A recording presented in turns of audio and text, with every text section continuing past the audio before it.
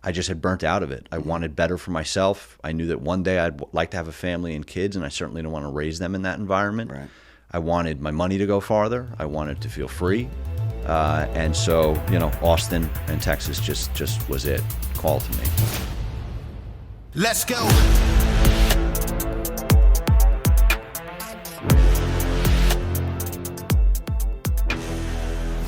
Welcome to Citizen. We've got a special guest today who doesn't know what to do with his hands, Josh Castell. I'm waiting for direction on what to do. You were Hello. pretty anxious about it before the show started. Just sitting in this throne chair, unaware of what to do. Yeah. So you and I met in Vegas about a year ago. And Crazy. You pitched this idea to me that I'm surprised we didn't get into a fist fight, to be honest. I probably would have lost, so I'm glad that didn't happen. Nobody wins, really. It's true. You know what I mean? It's in fights, I don't think anybody really wins. But before we get into all that, oh, man, let's get into your background a little bit. Tell me where you're from. I'm originally a Yankee boy, New Yorker by birth, Texan by choice. Hoorah. Where in New York? So I was born in Canarsie in Brooklyn, and then I grew up in a town called Marlboro and a place called Howard Beach, Queens, split time back and forth. So you're a Mets fan? I guess. I haven't really cared for a long time as a byproduct of being a Mets fan. Yeah, but that's by brutal. lineage, I'm a Mets fan. But yeah, that's as painful as anything. Yeah. So yeah, Mets, strangely enough, not Mets Jets, Mets Giants. That's Which I know is weird, but yeah. Well, I think it's, the same number of letters. It's only one letter apart, so it makes sense for New York people. It's true. What I mean? And you can tell by the chant for Jets is just spelling the name of the team. And that's a challenge at times for some those of the audience. mooks, yeah, it is. Yes. Let's see.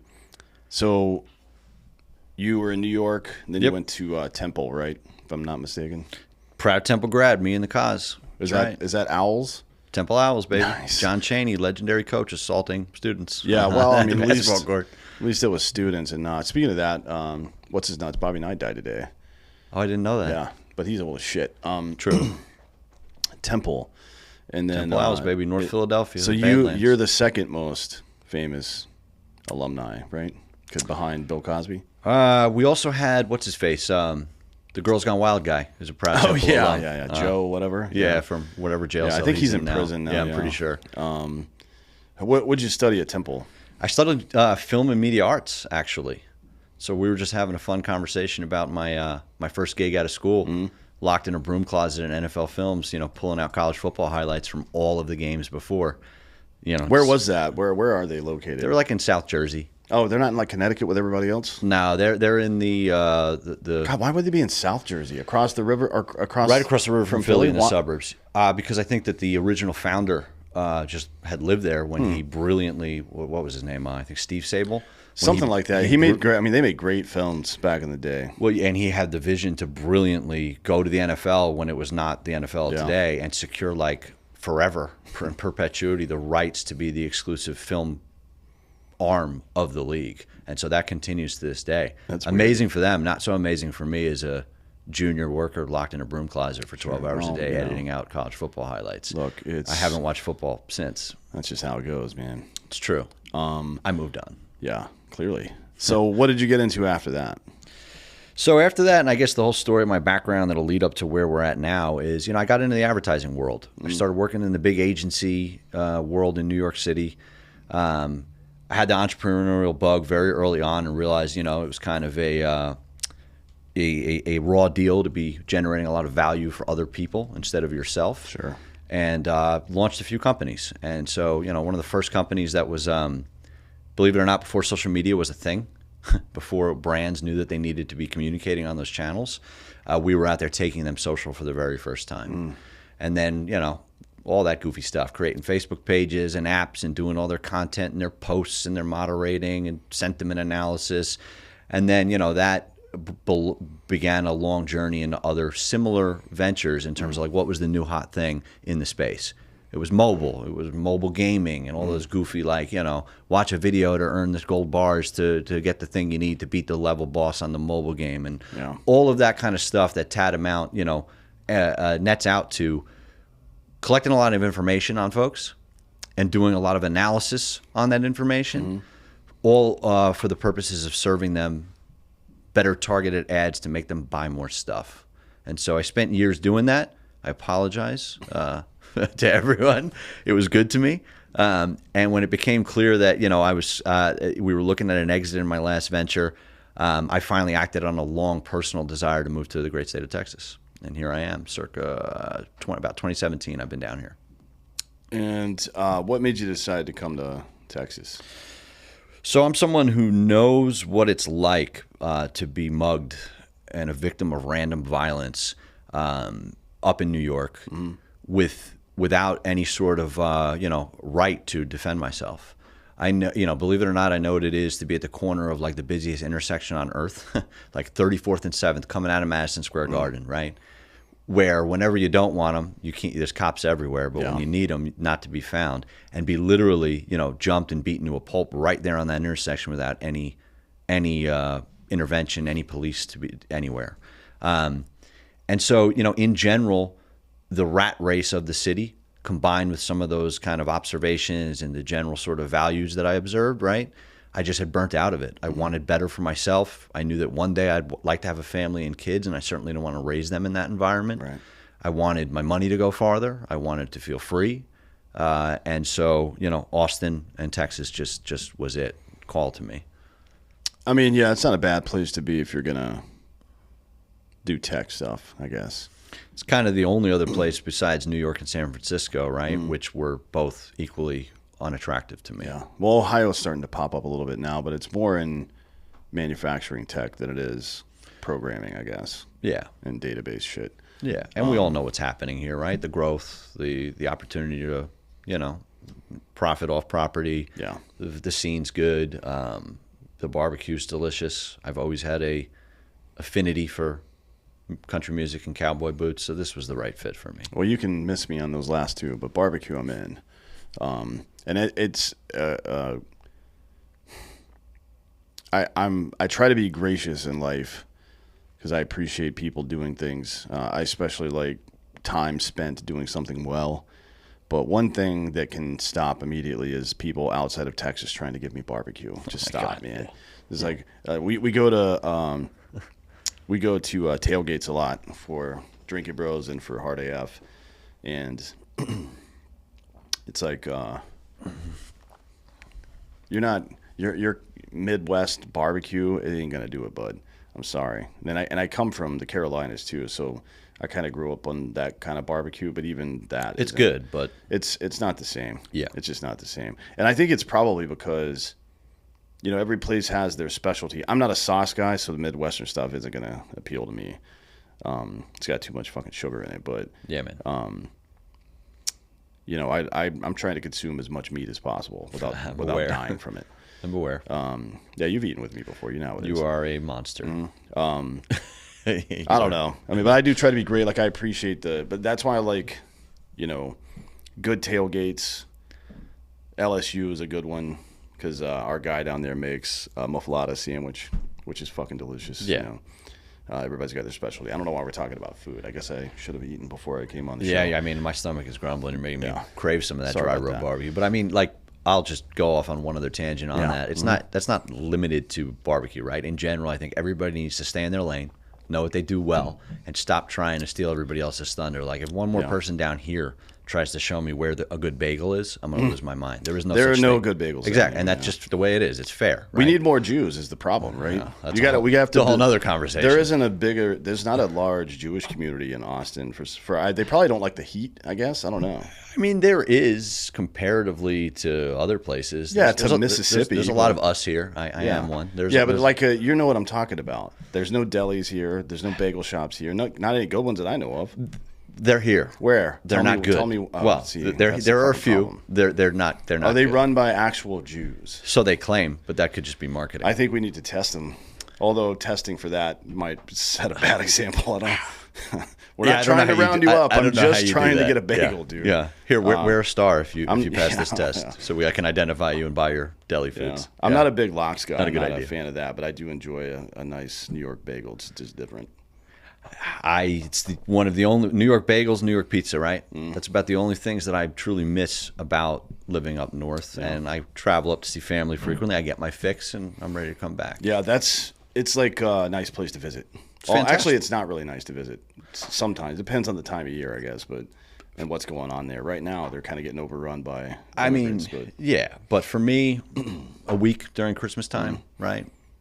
As long as it's not being overrun by lunatics, you know, protesting stuff and creating violent environments. There's few places on earth that are as magical as New York for that purpose, for that whole Miracle on 34th Street experience, right? I love that. 30 Rock is cool. Yeah, like, there's a lot of cool stuff. That's a visit. Central Park is nice during Christmas time too. If you don't mind, you just keep your head on a swivel, right? Because you might get stabbed too. But and that's back to our whole previous conversation, of course. But you have no right to, defend yourself. As ludicrous as it sounds, there's more rights given to your assailants than you as a victim up there. Yeah, I'm surprised they're still. Able to enforce those, like a permit requirement to just own a handgun, because I feel like that's been adjudicated at the Supreme Court level at this point with Heller and some of these other fucking decisions. That you do have the innate right to own a firearm, and the government should not be able to restrict that. In theory, but I think that the delta between some Supreme Court verbiage saying that and that manifesting in local, state policy and the procedural end of how they issue those is huge. And so, the folks that would like to have been able to effectively still hamstring that where, regardless of what the Supreme Court has said, right? Good luck applying, and good luck getting it processed, and good luck getting it approved. Yeah. And I guess that brings us to the point of all this. Why am I here right now? Yeah. So one of the things that I say on this show a lot is that if you want to keep government out of your fucking business, you have to box them out, right? You have to solve problems before they can get there, because their version of a solution is going to erode the rights of everybody. That's it's always corporal punishment for them, because they don't know how to behave in any other way. It's inefficient from their perspective to be like, well, we can't have one-offs here and there. We can't treat every case differently in these situations. We have to have one law. And I don't know if it's the nanny state bullshit. I don't know if it's some greater conspiracy or just weak leadership or laziness, or they just want to feel justified in doing something so they can keep getting it doesn't really fucking matter. The point is you can't trust government to do anything. So I have this debate a lot with people. I think everybody, whether you know the human being or not, can think of a couple of people, at least right off the top of your head, that should not own or have owned firearms, right? Like Dylan Roof, that cunt from Charleston that shot up the black church. Devin Kelly, the guy that shot up the church here in Texas. And I think he was clipped by an old Air Force dude, right, with a rifle? Something like that. If I'm not mistaken, I think he clipped him when he was driving down the road. Nicholas Cruz and Parkland. There's too many to goes name. On and on. But what's his name? Robert Card from Maine right now. Every single one of these dudes, right? It goes on and on. So it's like, I think this is the debate I have with people on the conservative side, because they don't want the government involved in the adjudication process at all, and I don't blame them, because the government has weaponized that time and again. Absolutely. So, you have to put all these facts together. Okay, I know that there is a problem. The problem is there are fucking psychos, and Reagan shut down all the fucking loony bins for whatever fucking reason. Another reason to not like him, my opinion, but.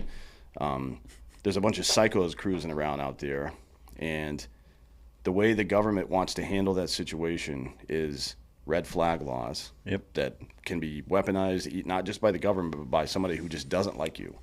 Like, hey, Josh is saying he's going to kill people, and then they kick your front door down and kill your dog. You know what I mean? So we know that the government can't be trusted to adjudicate this, but the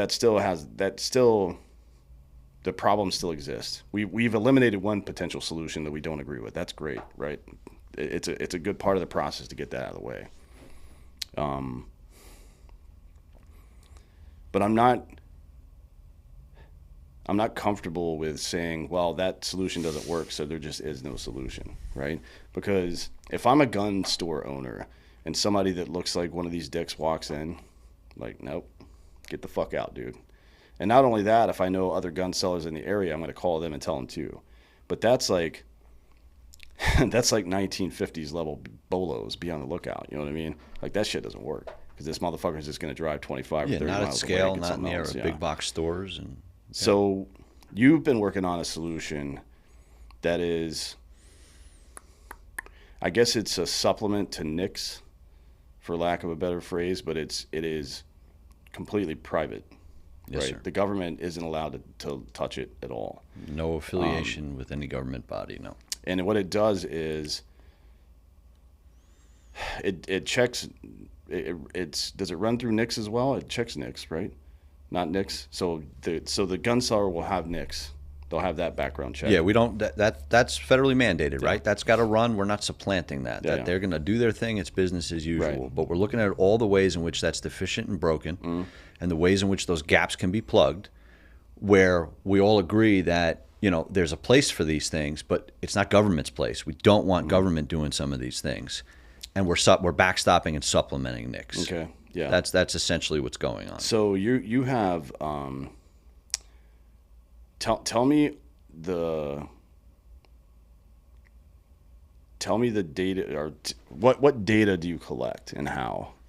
So even that, like, let's stop using that terminology, right? Because folks, rightfully so, have a fear of data collection. They should, right? And I encourage anybody that I can, given my background in advertising, like, you can't even fathom what's being collected, harvested, collected, sold, and resold on you. And everybody should take a more active role in understanding that. So we're not collecting anything. Well, right? the average, just for context, the average person in America, the big data companies have something like 365 data points on you as an individual. Psychographic, everything about you, like your spending habits, all that shit, right? Exactly. And so back to like my previous world, right? All day long, I would look at you, I'd say, hey, Dan Holloway, let's look at all of this data that you've openly given us across your phone, television, refrigerator, toaster oven, car, et cetera, and all of the other things that you do.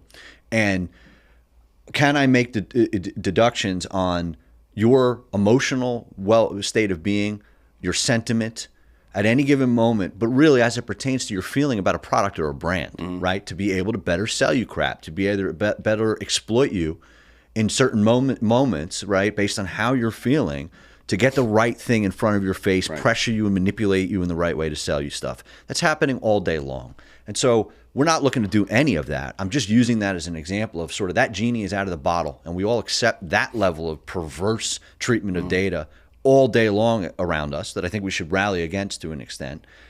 We're suggesting just a sliver, right, of a little bit better intelligence commensurate with like what 2023 is, right? The unique problems that we face today and the capabilities that we have today to better protect all of our lives. And in turn, what that really does also is we're protecting our American businesses. We're protecting the well-intended gun manufacturers and gun sellers, right?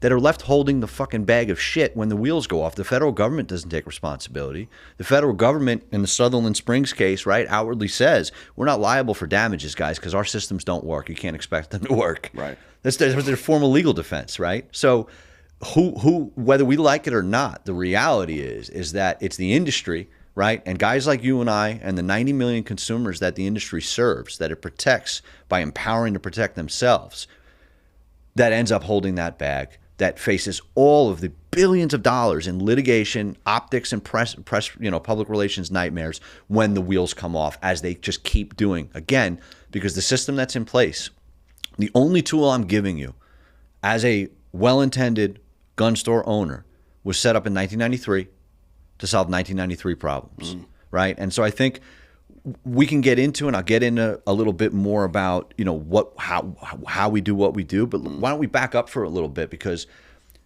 I feel like very few people understand what even a background check is. Yeah. There's this violent argument happening, and people keep invoking this term, and keyboard warriors are going nuts about it, and nobody really even understands what the heck they're talking about. Well, it's mostly just public data scrape, right?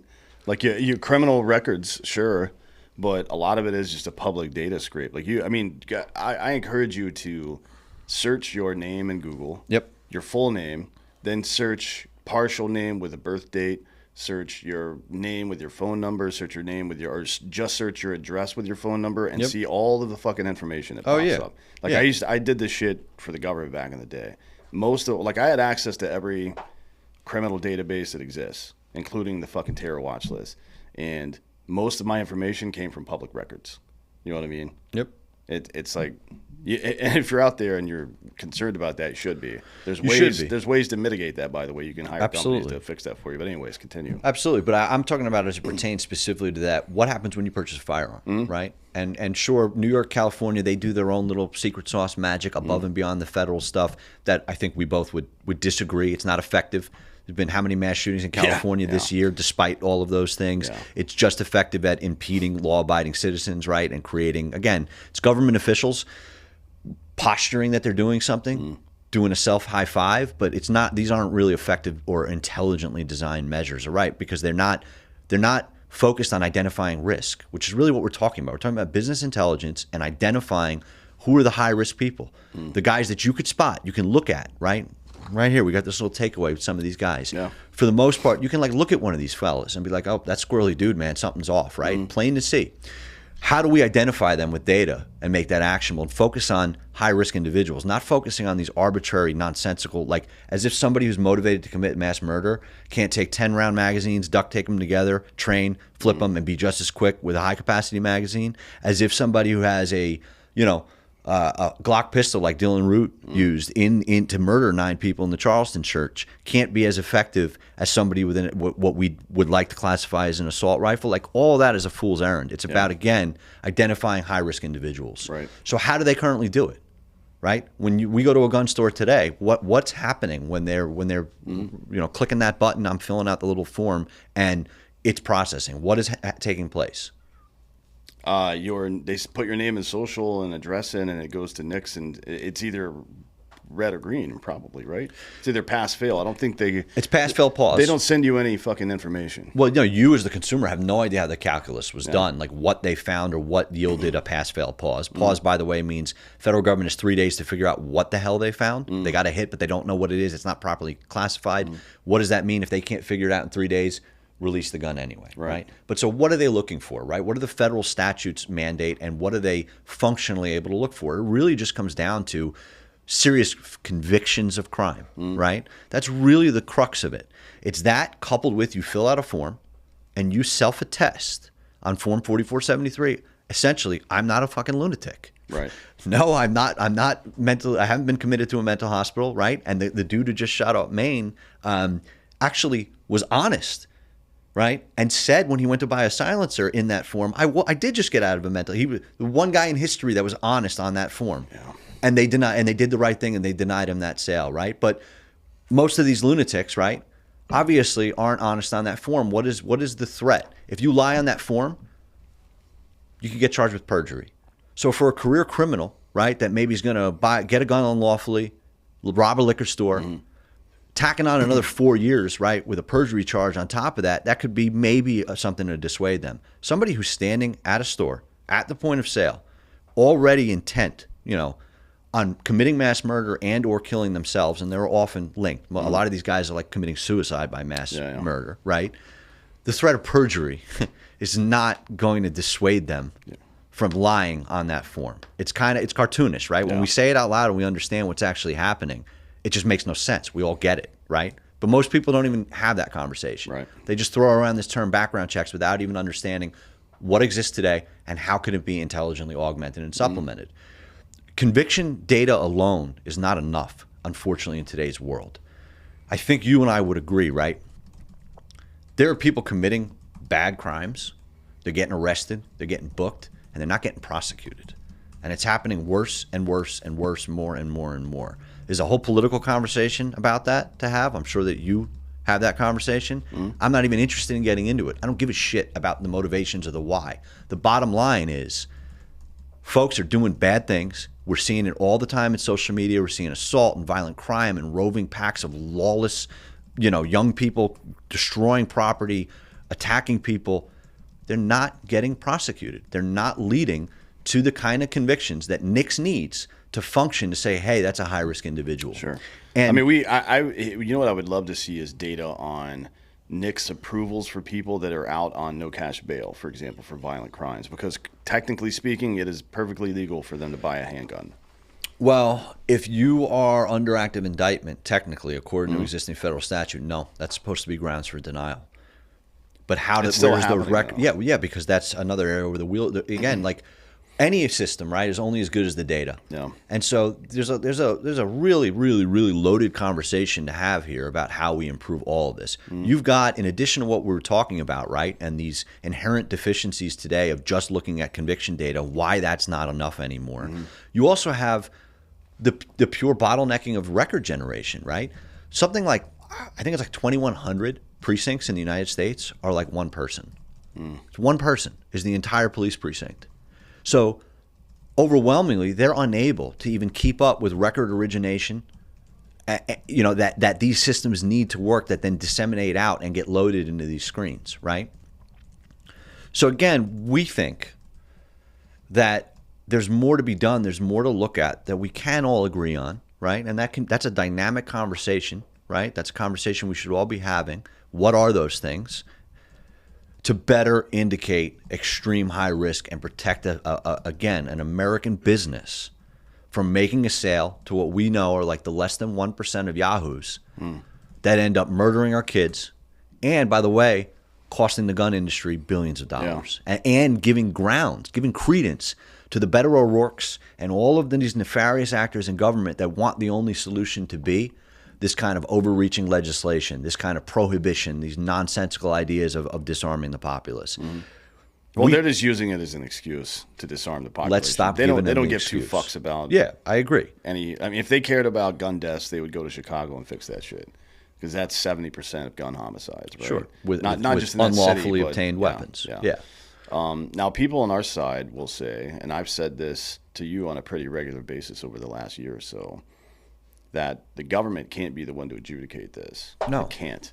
Like, I understand the background check and all that bullshit, and that I think NICS is useful insofar as, like, if somebody is a felon for violent shit, I do think there should be a pathway to get your gun rights back first.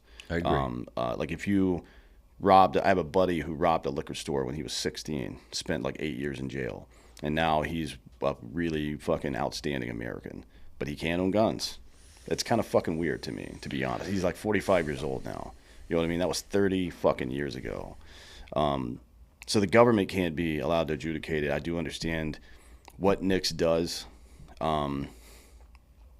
We can't allow a third party the ability to determine how and with what we're allowed to protect our families and our communities. That can never happen because they will use that against somebody at some What do point. you mean, a government entity? Yeah. Somebody at some point will get into that position of power and use it to fucking do negative shit. That's just how Again, it I is. don't understand how anybody has this conversation isn't an astute student of history and doesn't understand that, you know, almost without exception, forcible disarmaments of populations lead inevitably to bad things. Yeah, and it's happening in Canada right now. Yeah. They did that handgun ban for a year, and now they just made it permanent 2 weeks ago. Yep. Like, you didn't think that was going to happen, dude? Come on. But I'll say this as well. The right of association is paramount to the libertarian worldview. It is one of the most important parts of the libertarian worldview, as a matter of fact. Property rights and the right of association. Yep. You have the right to choose not to sell a weapon to somebody who's been charged with domestic violence multiple times, if you feel like it. Charged and not convicted. You are not the government. You cannot violate their rights. That's not how it works. You have the right as an individual to choose not to sell that person. As a matter of fact, a gun seller has the right not to fucking sell me a gun if I walk in and they don't like the fucking shirt I'm wearing. Absolutely. And you are like, Exactly. if you don't want to make gay cakes, don't make gay cakes. Go Exactly. somewhere else for your fucking Exactly. cake. Why would you want to patronize this hateful cunt's business in the first place? Exactly. The free market can work. It works If we- really if well we allow it to work. If it's not interfered with in Yeah. that way. Yeah, it works really well. So transact with who you want to transact with. If someone's values are not aligned with yours, don't transact with them as a consumer or as a business. Yeah, so I know a lot of 2A people who are listening to this right now their buttholes are super tightened up. Of course. They're angry. They're fucking red in the face right now. Yep. And you should be, right? This is something, you should, anybody that's talking about restricting or limiting access to any kind of way to defend yourself, that is a potential threat to you. And you should treat it as a potential threat.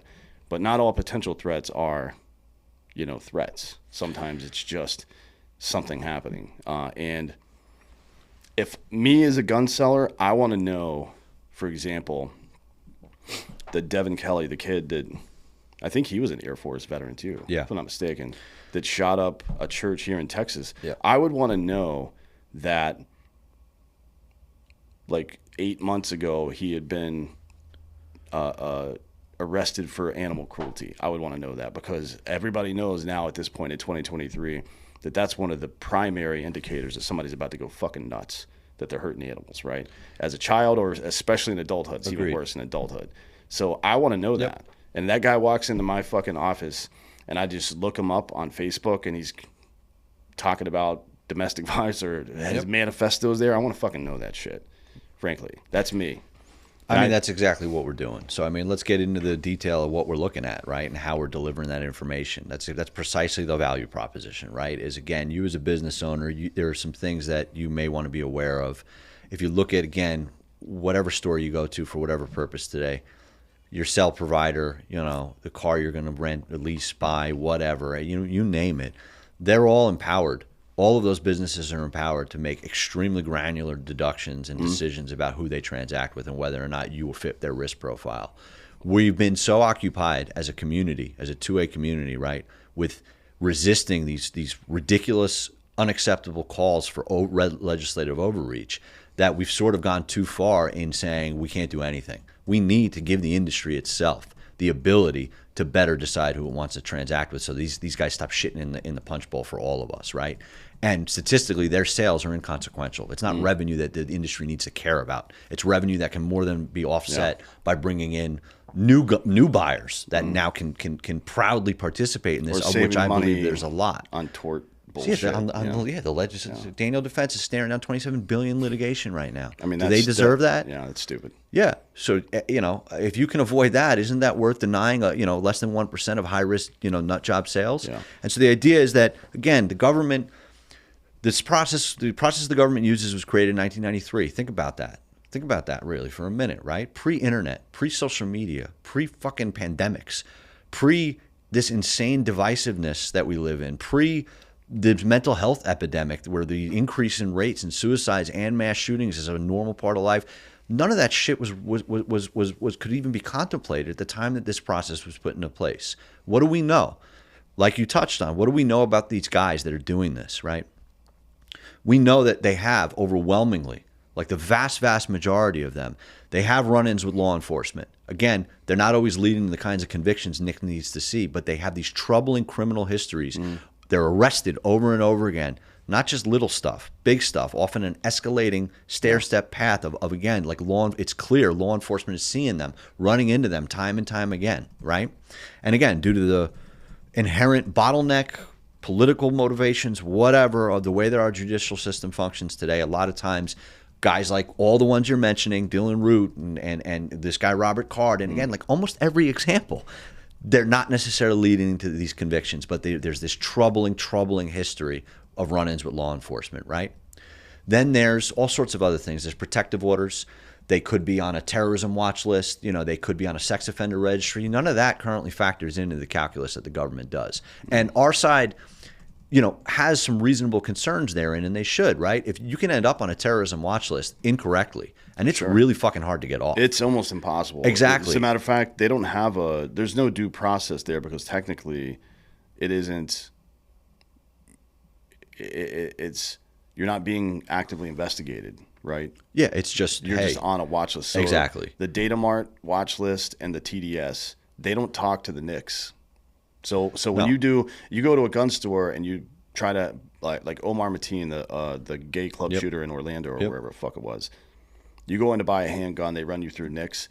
The NICS doesn't talk to that fucking terrorism database. I would want to know if a guy on a terror watch list was, that's kind of fucked up. We agree, but the whole premise there is that I think for the government to make it a hard stop, when we can question the integrity of that list, when we just talked about how you can't get off it, right? Yeah. And if it's federally mandated, if it's now statute, it's codified, that is a hard no when it could be wrong and you really have no redress for it.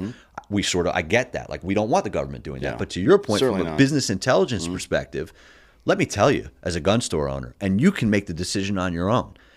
If that's the only thing that hits on our report, right? Maybe you can make a decision, right, after talking to this guy in front of you, that it's a safe sale to make. You're comfortable with it. That's your right as a business owner.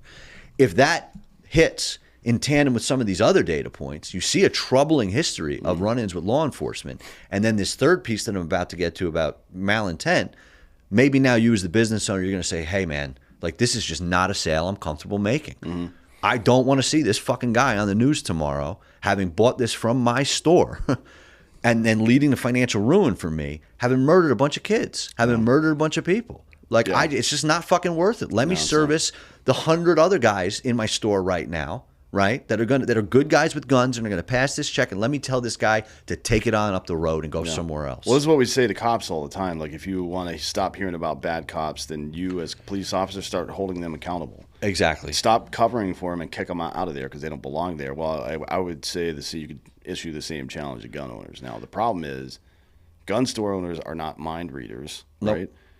Sure, if some guy walks in with like a trench coat on, you can tell them to get fucked, or if they're high off their ass or some shit, you know. But you don't know what's going on inside somebody's head. Not everybody looks like a fucking shooter. You know what I mean? I think a lot of them do, frankly. And I would be very suspicious if somebody walked in looking like Dylan Roof with like dark circles around their eyes and shit like that. I mean, but again, you know, you're just not a mind reader. But if they're going to tell you what they're up to in public, you know, what their intent is, then maybe you should listen. Well, that's how that third piece. How do you piece. do it, right? So that's that third piece, right? So in addition to the full breadth of criminal history, right? Not just like, is there a serious conviction? Like, has this guy been picked up and collared for domestic violence multiple times, et cetera, et cetera, et cetera. Watch list, sex offender registry, this third piece, again, that could not possibly have been contemplated in 93, right? And that I think we all agree we don't want the government doing, but it has a place, is looking across the full breadth of the public internet and seeing if somebody openly declared that they intend to kill themselves or that they intend to commit mass murder. And again, as mind-numbingly stupid as it is, these guys overwhelmingly do that. They are overwhelmingly telling us exactly what they intend to do. You know, we don't know yet what happened with Robert Card. My guess is that he had that weapon for a long time. But in something like 65% of all of these cases, that's not the case. These guys are going into a store with the intention, right? They've already said that they're going to do something, and they're now going to a store trying to marry the intent with the means, get the weapon to do it, and they're standing right there at the point of sale, having put out a manifesto, having put troubling content on open forums, chans, chat rooms, Reddits, whatever, literally just telling us exactly what they are going to do. That's this big missing piece, in addition to those other things that I talked about, that again, I think we all can reasonably agree has a place in 2023 for somebody to look at. But who should be looking at it, and what's the manner? And that shouldn't be government. We don't want a Chinese social scoring system. Yeah. We don't want this ever getting into a place where somebody's looking at your whole social media profile and looking at everything you've ever said beyond just what fits this bill, and looking at ideology, background, gender, religion, political belief. None of that. That's not what we're doing. What we're doing is very simple, and it's searching for, using an advanced algorithm to just search for, again, direct, open things that are troubling. I'm hearing voices. I'm going to be a professional school shooter. Verbatim, the words of these guys. Dylan Root, South Carolina, right, published a multi-page manifesto where he openly called that what he was going to do. I'm going to murder black people, right? I'm going to straight up murder black people, and onward, and so on and so forth. In so many of these cases, they're that low hanging of fruit that it's right there. And they're walking into a gun store, and then within days or even sometimes hours, the guy who shot up the parade, and I think it was in Indiana or Illinois, literally went to the store and like 2 hours later was making good on what he said he was going to do at that parade. This is what I'm here to say. This is what I'm proud that you've gotten behind. Like, we can do that shit, right, without infringing on our rights, without compromising on what our constitutional rights are, we can do something about that shit today, together. We can at least address that, right? We can do so much better than we're already doing. Yeah, the good guy with a gun, I like that, right? Because I think everybody out there should be, training first, but carrying in public. You should be, not just for you and your family, but you should be, especially if you're a fucking man, you should be ready to interdict when assholes prey upon your community. Absolutely. That's your job as a Absolutely. fucking man. So I guess the choice we have as 2A supporters is, are we comfortable letting people die in mass shootings to maintain our rights without any recourse? Or are we willing to work with other private citizens to identify assholes and try to stop them? And I understand the mindset that shall not infringe means that, and it certainly pertains to the government. But I wouldn't want anyone telling me what to do, frankly. But the 2A is absolute to me, I think. I agree completely. But so is the right of association. And as a private citizen, even if I was selling a private gun to somebody, if it was one of my buddies who was talking about, if I felt like he was depressed or had nothing to live for or was getting violent, if I knew some things like that about him, I'm not going to give him or sell him a gun. You know what I mean? And of course, for his sake as much as for the rest of our sake. But as a gun owner, I sell to strangers all day. Or I'm sorry, as a gun store owner. So how do you know, right? It's a good question, and we've been having town halls about it with private people that show up. Yep. And the conversation almost always goes exactly the same. They show up pissed off with a manifesto about how they're not going to take this shit from us or anybody else. And by the end of the fucking conversation, they're on our side typically, right? Because so far, I think people do believe that we can do something, and not only to stop some of these unnecessary deaths, but primarily to keep the government out of our fucking business. Government is no place. This is a business intelligence issue. That's all it is. If we can start thinking about it that way, right, we can get far. And so to that point, like, everyone should be concerned. Everyone should be worried about where their data goes and how something like this works. We're not out there like, hey, this is a solution we're forcing down your throat. We're just doing this. This is like an inclusive thing. This is powered by consumers. It's electing Angie's to List do it. for gun sellers, basically. Like, are you an asshole or not? Exactly. You know what I mean? It's like your Uber rating. Yep. And we're beholden to nobody but our customers. That's the whole idea. So, but there's two. There's two parts of the customer base. So one is the gun seller. Yep. Right. Who, that's the business intelligence side, but also, the gun purchaser, Yep. right, can become part of this in the same way that getting your so Texas now is a constitutional carry state. Yep. Finally. So is Florida. But to buy a handgun without a NICS check, you get a license to carry, and then you got it, right? You can just come in. Not that it takes that long anyways. It takes like fucking 10 minutes to do a NICS check, usually maybe 30. But, it's an extra step. So as a gun buyer, if you're a regular purchaser of firearms, you can participate in this as well. Right, you can look yourself up before you go to the gun store and be like, all right, just to make sure there's no weird shit going on here. Yeah. And then move on from there. And if there is weird shit that pops up, you have redress. Exactly. And you can explain how that works. Well, so again, like, unlike the federal systems, right, we're putting all this data in your hand as a consumer. And we're encouraging exactly that behavior. Sign up, check yourself before you ever go into the store. Either way, whether it's happening at your house or it's happening at that point of sale, all of this is taking place on your mobile device. You're seeing your results. You're initiating it. It's all coming to you prior to the retailer ever getting an inclination of anything, right? And that's in a direct effort to empower consumers to understand what data exists about them and then embark on a redress if something's wrong. Hey, man, this was 35 years ago. Yeah. This is not indicative of who I am today. Hey, man, this wasn't me. Hey, man, this social media comment, I know I said I'm going to fucking kill people, but here's my explanation of that, why that's out of context. I mean, I threatened to murder my friends I get not on Instagram anymore because they keep fucking blocking me for it. But I still threaten my friends on a regular basis. You know what I mean? As we all probably do to some degree. I can't say I do, but hey, that's you, Dan. Yeah, well, I am that's a you. special guy. You are a unique soul. But no, but the system already knows the difference, right? If you're on like a fucking Call of Duty forum saying I'm going to light these guys up or whatever, like the system already knows the difference between that. But if you're on the University of if you're on Duke University's page saying the same words, again, context matters, right? And that's where now the system is saying, oh, here's a problem. Yeah. But again, you have the ability to challenge, dispute, and do redress with us, and that just works pretty easily. Like tap tap tap.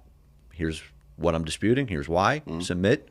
Somebody will contact you, and we have at that point. It's not just about an algorithm. A manual analyst gets involved, and we remediate, and it either stands or not. Period. Beyond that, think about what Clear is for air travel, right? That's what we want to be for firearms. Yeah. The idea being that there's a lot of value there for being a good guy with a gun, for saying to the firearms industry that, look, there are more than enough of us to sell to. The addressable market here is so huge, right, of good guys with guns that you don't have to make those high-risk sales, right? We're going to deliver to you for being part of that, for being a member, all kinds of commercial value. Your general run-of-the-mill shit, discounts and special access to items from our partners early, special training sessions with the great Dan Holloway and Tim Kennedy and all of our other sort of partners in that space, down to we're working on a fast-track approval process for tax stamp items, right? We all know what it's like to have a suppressor in tax stamp fucking hell, in NFA hell for 14 to 16 months. Yeah, I got one in there now. Yeah. So imagine if and again, it's all going to come down to what we are asked in return. If we have to share any information, hard stop. We won't do that, right? And we've made sure of that. That's part of the not that people weren't thinking about that already, but I see my role in this as being a dick all the time. That's your role in everything. Yeah. So it's but it's good. Like we've had multiple brainstorming sessions, and I try to red sell this, and I encourage you all as well to think through this and leave us notes on wherever, YouTube or social media, if you see some kind of gap that can be exploited. Like that this conversation and the conversations like this are beta tests for this software. Absolutely. You know what I mean? It's like if you can point out something that's going to be used by the government or anybody else for that matter to violate people's rights, then I need to know. You got to tell me, because I can't fix it if you don't tell me. If you just shut down and say, fuck this, I'm not going to even look at it, then that's fucking dumb, to be honest. Like, none of this shit's going to get any better if you don't participate.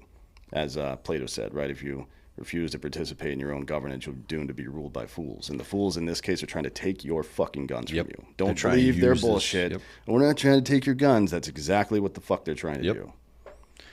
Agreed. And so, confidence should be had that Dan's part of this. What Dan is actually a part of formally is our commitment to doing this right? Again, we're trying to represent the community is you have a vote. The manufacturers, we're putting together this kind of advisory panel with folks like Dan, folks like Tim, and the manufacturers themselves, right? Where they play a role in our corporate governance, where they have a vote at our board in terms of how we do this. And so will our members. So again, you want to be part of this. You want to say, hey, look, let's talk about animal cruelty, right? That's a slippery slope. I agree with you, but how do you? Who decides what that is, right? It's killing a deer, animal cruelty. Exactly. Yeah. There's some fucking yahoos out there that want to say if you're a hunter, you're committing animal cruelty all the time. There are folks that get charged with that maybe for livestock issues, and that's not really indicative. I think what we talk about when we're talking about animal cruelty is, if a dude is fucking setting a satchel of puppies on fire, that's a fucking bad thing, and we shouldn't be selling him a firearm. But making that distinction, right? That can be slippery. And so there's a conversation about where does that data point come into place? Does it at all? Is it too slippery of a slope? That's exactly what this advisory council and you as our members have a role in being a part of the conversation and making those decisions. We do not want to be beholden to, and we are not beholden to, any sort of nefarious funding. I've turned away dollars from Silicon Valley sources and all of the people that you would be worried about funding something like this. We're not interested. We don't want government money. The whole idea here is that it's me, it's you, and it's all of us that power this operation as members and part of it, and that's who we answer to. The bottom line is that we can do better, and we can do it in a way that protects our rights. What do you say? So I know you don't like the phrase data collection. because it's not really what it is. It's data analysis, right? The data exists in the cloud already. You're just skimming it to see. So, but still, an adjudication is made. What exactly lives on the DoubleCheck server, and then very little. When does it go away? So what we do is really think of it as a snapshot in time. We're not monitoring people in a persistent fashion. You sign up. When you say click, I want to do a check on myself, or now I'm in the store, they're going to do the check. It takes a snapshot, it takes a picture in time, collects all the data that it needs, aggregates it, and makes the analysis and yields your score: red, orange, green. Here it is, right? And that only exists for as long as we need to either complete the transaction or complete the check, or for you to embark on a redress and dispute process, right? And I don't know what that looks like today. That's something we can have a conversation about. Is that a week? Is that 2 weeks? Is that 30 days? What's reasonable? What do we, as the gun buying populace, feel is a reasonable amount of time to retain that information as is needed for a consumer to be able to properly, go down the path of redress? The idea is that whatever we decide, or after a successful check is completed, none of it is retained. It all dissipates out in the ether. All that we keep, essentially, is now I have Dan Holloway, who's a member. His last snapshot resulted in red, orange, or green. Yeah. And that's it. And even that is tokenized, end-to-end encrypted, all that, all the buzzwords you want to throw at it in terms of best in class and secured that you can't really get at. And even if you did, it means nothing. Yeah. It's not telling you anything. We don't collect, even for the snapshot analysis, we don't even know. None of it factors in gender, race, religion. None of that kind of demographic data that, again, back to our earlier conversation, everybody on earth is collecting about you. Your fucking car is now reaching you and collecting about you and selling. That doesn't even factor into this analysis. That's why they're giving you Sirius XM for free, by the way. I don't know if anybody gives you anything for free, they're studying the way that you use it so they can sell you some other bullshit. That's the only reason anybody ever gives you anything for free. That's tech-wise anyways, right? Absolutely. Do you think the buyer should have the right to nuke the info at any point? What do you mean nuke? Like whatever's tokenized on the site, a button like delete my shit. Sure. But again, what is that? That's literally just Dan is a member. Sure. Dan Holloway, member ID number 44, 53, whatever, and the last aggregate score. If you want to nuke that, sure, that's functionality we could enable. I think that would, although it is, frankly, from a tech perspective, it's pretty much meaningless, but not everybody knows tech, right? I'm just thinking of ways that you can make people feel a little bit more comfortable. But the thing about that is you're not putting anything into this as the individual, right? Like you aren't submitting any information other than your name and your fucking the same stuff that you would put on your fucking Form 4 or whatever else, right? Way less. It's like, way less. We're not asking for your social security. We don't need any of that. Yeah. Basically, you're on your mobile device. Yeah. You tell us, I'm Dan Holloway. Here's my date of birth. That's it. Yeah. And from that, we're able to go look at what we need to look at. Yeah. So it doesn't there's no. It's a very slim requirement, I guess, for the individual. Yeah. I mean, again, we've spent a lot of time and energy, right, modeling this out and conceiving how to do this in a way that is extremely lightweight, creates as little friction as possible, and then is as least big brothery as is possible. Yeah. And what we're doing, again, is so much less. We're able to do so much more with less than even than the standing federal system. Yeah. And Tim gives some good examples. I'll give one about, let's say, Tim actually owns a gun store, right? So if let's say somebody got charged with animal cruelty or arrested for animal cruelty or something like that. Sure. They own a dairy farm, right? Sure. And it was some knucklehead bullshit. And that guy walks in, it pops orange for Tim, right? We can explain what the green, orange, red means. Yep. It pops orange for Tim.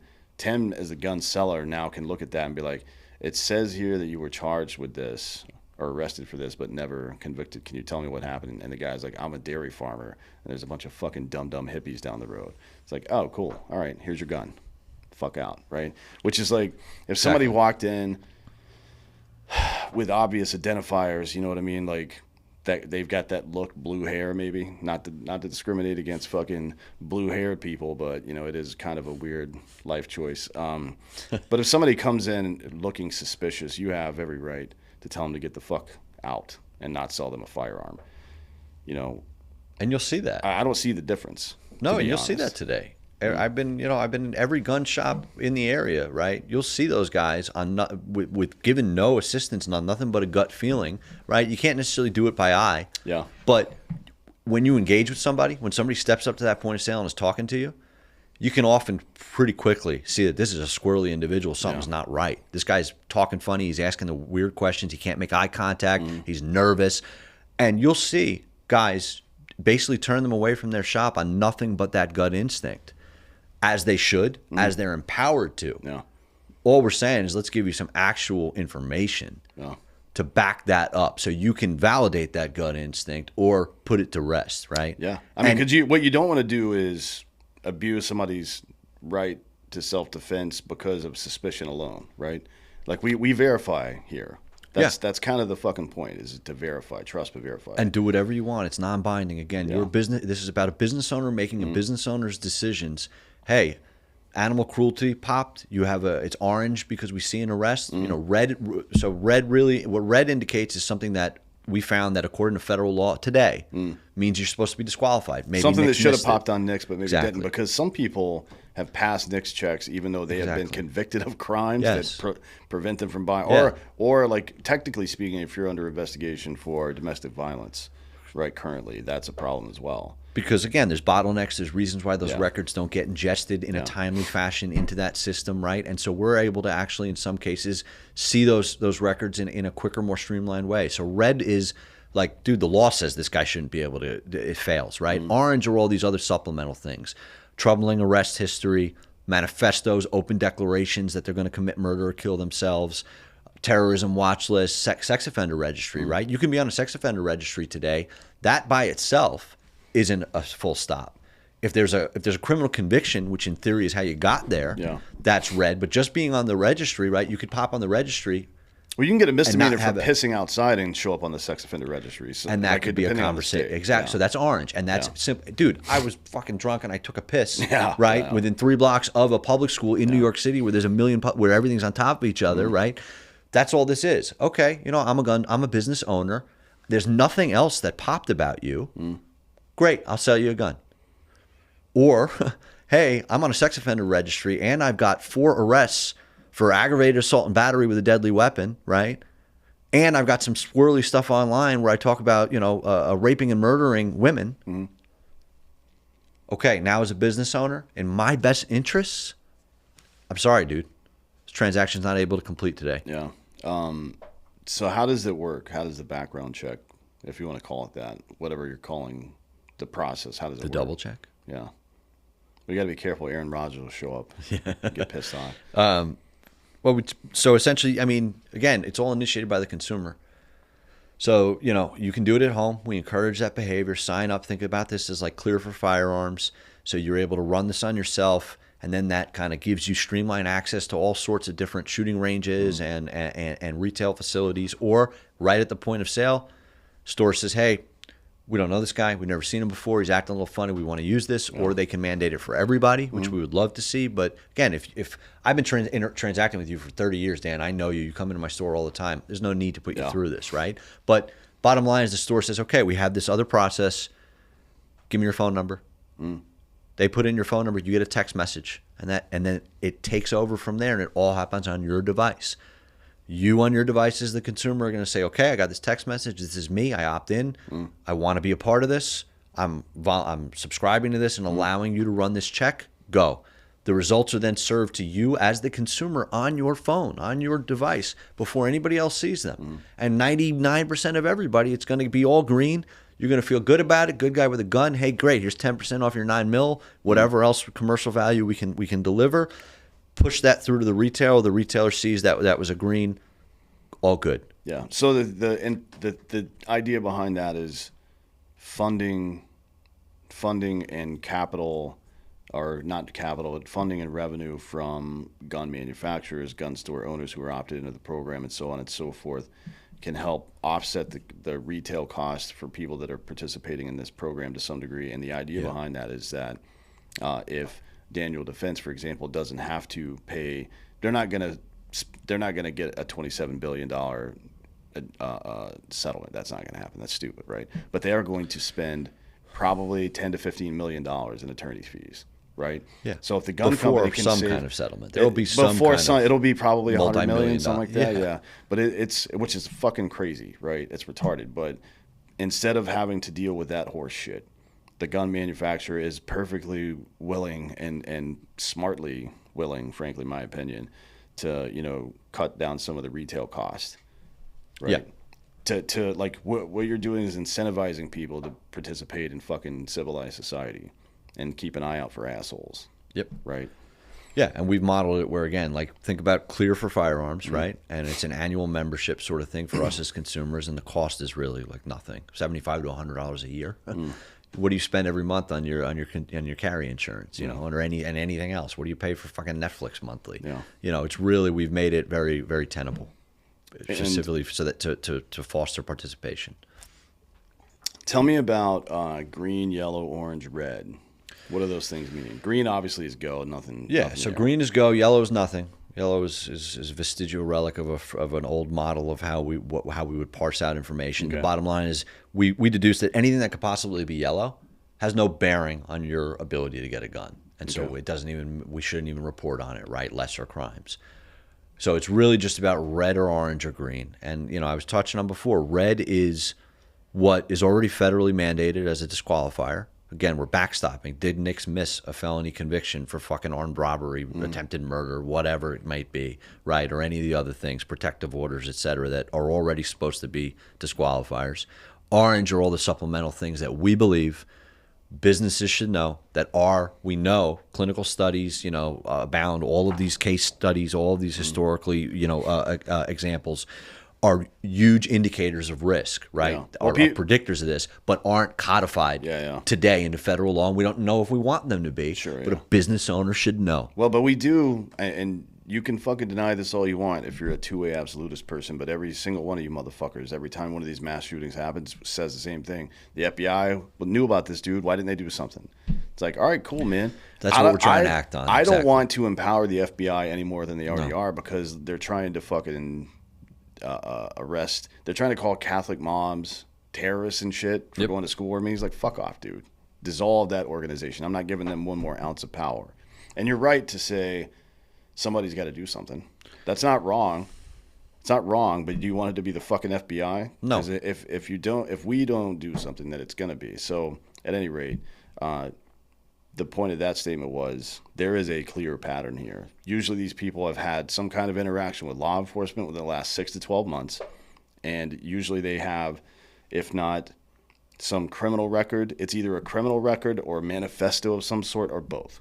Almost always, right? Yes, like it's very often rare both. that it's often, again, there's criminal history. There's warning signs abound that they were getting in trouble with law doing dumb shit, right? And there's some, they call it like leakage of malintent, where they literally, again, like these guys are not overly sophisticated, with the exception of maybe Stephen Paddock in Las Vegas, who's this anomalous, nebulous case that, where there's a whole separate conversation to be had, right? With that is sort of like the lone exception, right? These guys are not that sophisticated, and they are openly telling us what they're going to do. Warning signs abound, and we don't necessarily need, again, if the mechanism to find that is going above and beyond, just convictions and looking at what you put out there on the open internet. Yes, we don't want government doing that. We want us doing that. Yep.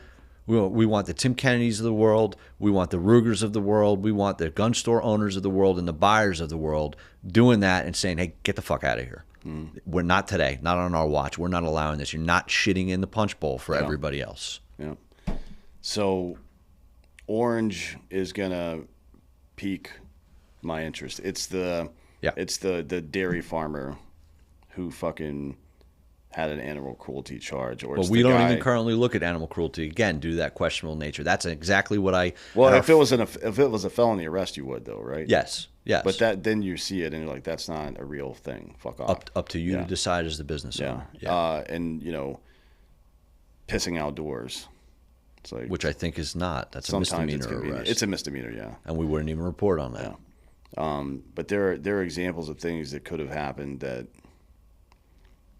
might be suspicious. Public comments, like if your Twitter page, your public Twitter page, is littered with fucking threats against particular communities or against yourself or against anybody, really. Like if I'm a gun store owner, I'm fully capable of looking at that myself, right? Like all the stuff that DoubleCheck does, you could technically do it manually yourself as a gun store owner. It's gonna cost you time, a lot of time, and it's probably gonna piss some people off. Like you're not gonna tell somebody, hey, hang on a minute, I'm gonna go scrape stuff right quick. That's not scalable. They're gonna fucking leave. You know what I mean? That's not gonna work.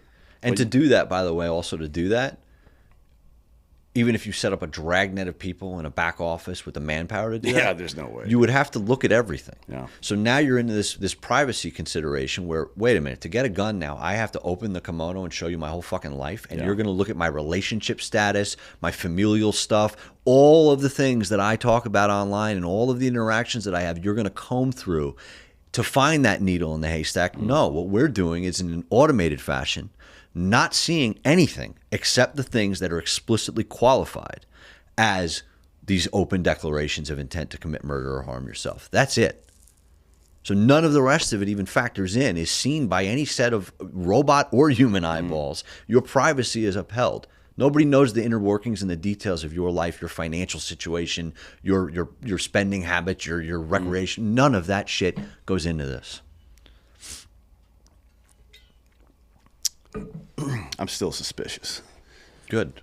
Which I keep me fucking honest. Yeah, and I think everybody should be, right. That's the, like, if you've ever worked in tech before, you know that it's like you can't. Once you think you got it figured out, that's the most dangerous part of the day. You know what I mean? So I really do encourage people, go to DoubleCheckProtect.com and check out the case studies, check out the site, and send me every fucking complaint that you have. Poke holes in it all day. Yeah, like please figure out a way that this can't work. Yep. So I can fix it. And I mean, I think it's important to stress, though, that I'm not here and I'm never, and you know that, saying that this is like a silver bullet solution where mass shootings and all, will stop and suicide will stop. That's not the idea, right? This is a multi-layered approach. Like, I'm all for hardening schools. I'm all for more good guys with guns. That's what we're trying to create here, is a fast track for there to be more good guys with guns. All of that shit's got to go on, right? But again, back to like really understanding these mass shooters, right? And even a lot of suicides too. These are like such low hanging fruit. If we can just by doing this, reduce these events by 65%, shit, even if it was 30%, right? Yeah. Is that not worth doing? Is that not a huge impact? Does that not help not only stop traumatizing our fucking children, right, but give way less credence to all of these calls for legislative action, all these dumb fucking ideas about how to solve this problem?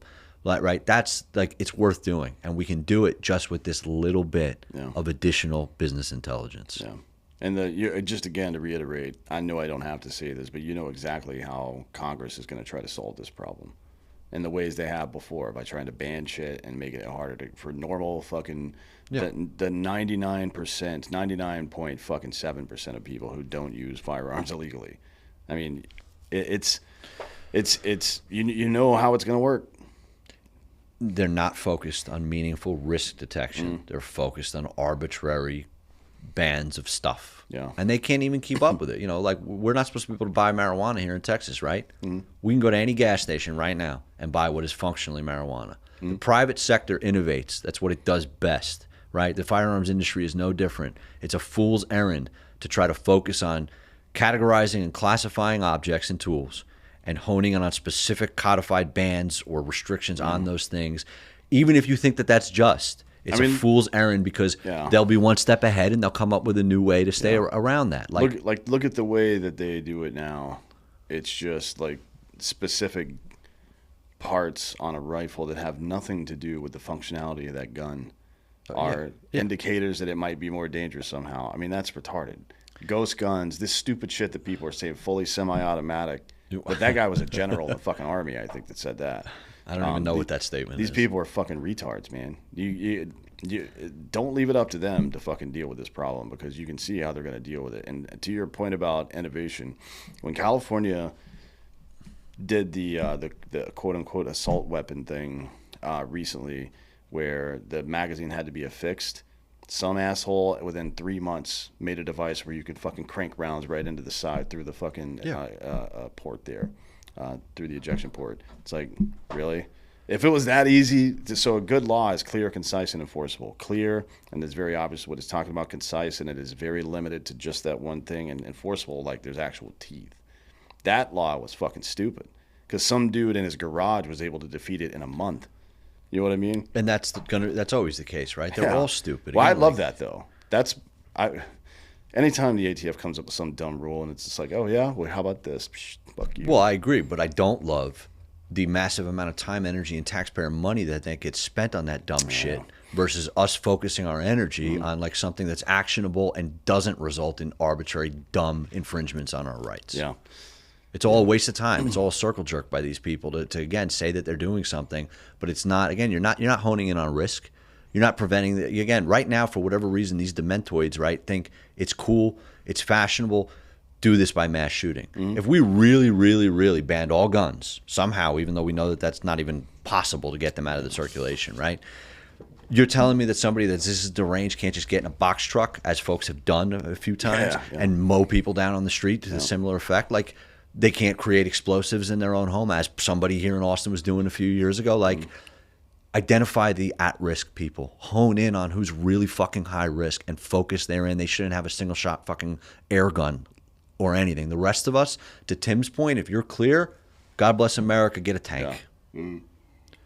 Don't focus on these arbitrary classifications of things. Focus on risk. Yeah, I agree. But again, I'm open to any kind of criticism of this. Sure. I really do hope people will fucking not just turn your nose up at the idea and walk away, because it's not going to get any better if you do that. Tell everybody where they can, we got to get out of here. Tell everybody where they can find more information. Yeah, DoubleCheckProtect.com. Start by going there. And we will be rapidly growing up, our social media presence and all that stuff, inviting folks into the conversation. But the best thing you can do is, go there, sign up, give us your email, drop your comments, drop comments here with Dan, and let us know what you think and be part of this. Don't just shut it down. Be a part of it. If you don't like something we're doing, let us know. Help guide it in the right direction. We can do a lot better. Yeah, I agree. Well, look, thanks for coming by to discuss this today. I appreciate it. Thank you, brother. Yeah, and thank you all for listening. This has been Citizen.